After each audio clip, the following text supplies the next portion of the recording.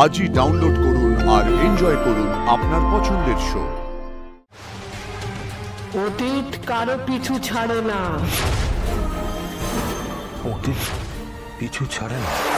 ভালোবেসেছিস কি মরেছিস? আসলে তুই কাউকে ভালোবাসিস নি, তাই জন্য তোর এরকম মনে হচ্ছে। দেখি এই অর্থ, এই যশ, এত কিছু, এগুলো কোনোটাই স্থায়ী নয়, জানিস তো। জীবনে ভালো থাকার জন্য পাশে একটা ভালোবাসার মানুষ দরকার।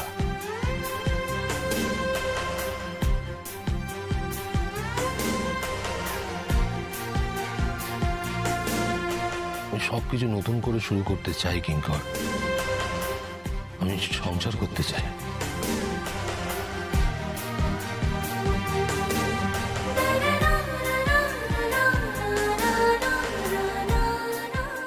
পেছনে জমে আছে অন্ধকার,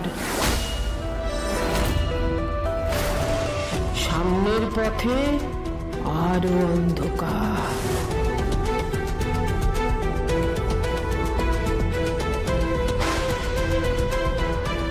তো সে কি সুন্দরী না? হ্যাঁ, তারা সুন্দরী মা।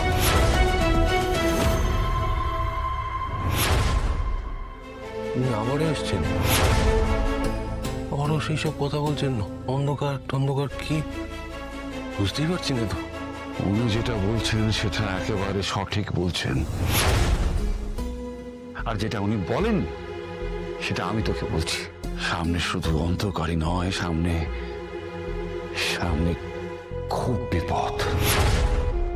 তুই যদি এভাবেই চলিস তাহলে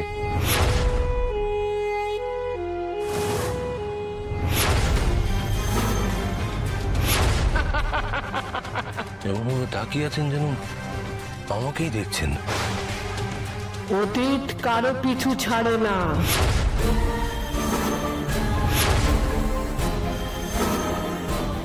অতীত পিছু ছাড়ে না। জয় মা রুদ্র মাতঙ্গীর জয়, জয় মা রুদ্র মাতঙ্গীর জয়। কোথায় আছিস? উনি যদি আমাকে উদ্দেশ্য করেই কথাগুলো বলে থাকেন, তাহলে আমার জানার দরকার উনি কেন কথাগুলো। না না, শোন আমার কথা, শোন। আমাকে শোন, আমি দেখে যাচ্ছি। তারা আরে তুই যাস না আর্য, এভাবে যাস না আর্য, প্লিজ।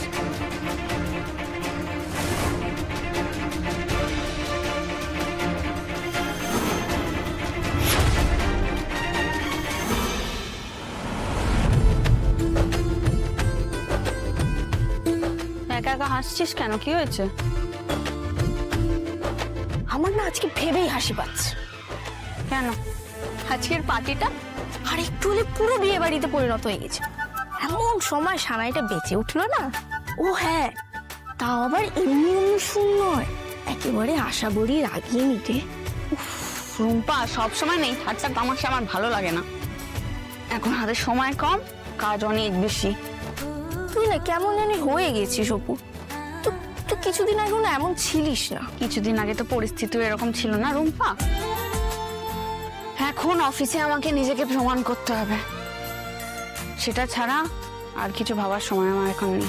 সে ঠিক আছে, কিন্তু তাই বলে তুই পুরো মানুষটাই চেঞ্জ হয়ে যাচ্ছিস। চেঞ্জ হয়ে গেছি? হ্যাঁ, এই অপুকে আমি চিনি না। শুধুমাত্র কাজের চাপে তুই এতটা অন্যরকম হয়ে যাবে এটা মানতে পারছি না অপু। তো কি হয়েছে? তুই এমন কেন হয়ে গেছিস?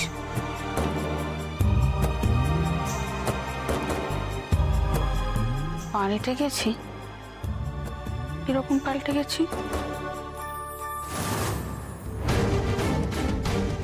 উনি গেলেন কোথায়? তারা সুন্দরী মা, এখানেই তো ছিলেন। আপনার থেকে অনেক প্রশ্নের উত্তর আমার জানা আছে। আপনি বারবার যে হেয়ালিগুলো বলছেন সেগুলোর মানে আমাকে জানতেই হবে। তারা সুন্দরী মা, স্ট্রেঞ্জ।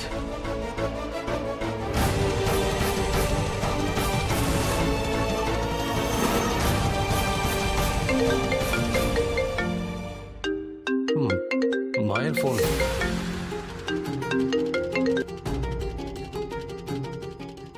হ্যাঁ মা, বলো।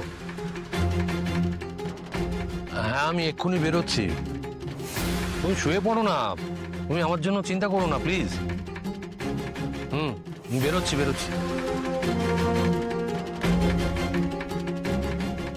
পেছনে জমে আছে অন্ধকার, সামনের পথে আরো অন্ধকার। অতীত কারো পিছু ছাড়ে না।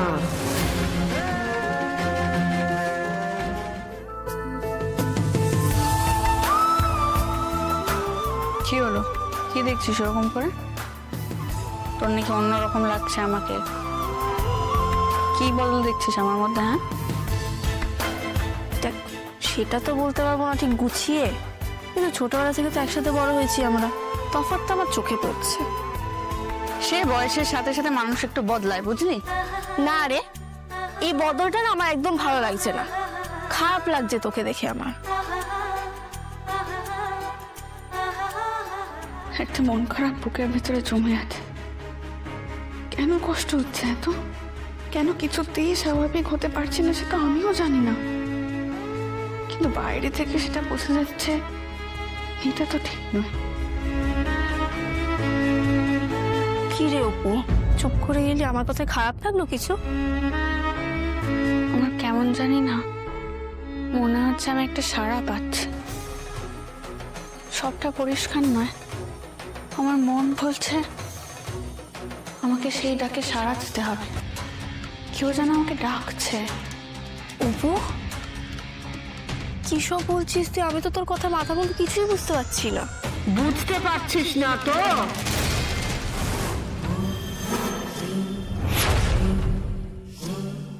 তারা সুন্দরী মা, সামনে নিকষ অন্ধকার, কিচ্ছু ঠাউর হচ্ছে না, কিন্তু ডাক শুনতে পাচ্ছি। সেই ডাকে সাড়া দিয়ে কোথায় যাবি ভাবছিস? এসব তুমি কি বলছো বোমা? যা বলছে সব সত্যি। মা সব টের পান কি করে?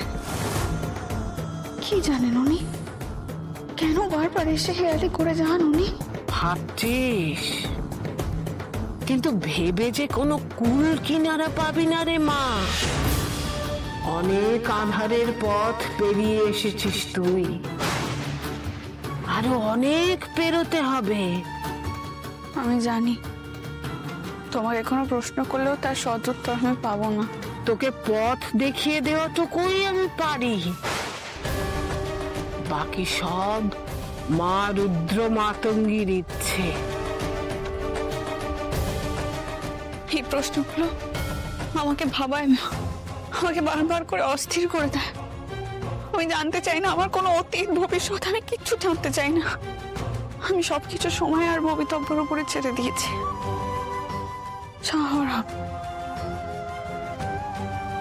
অপু,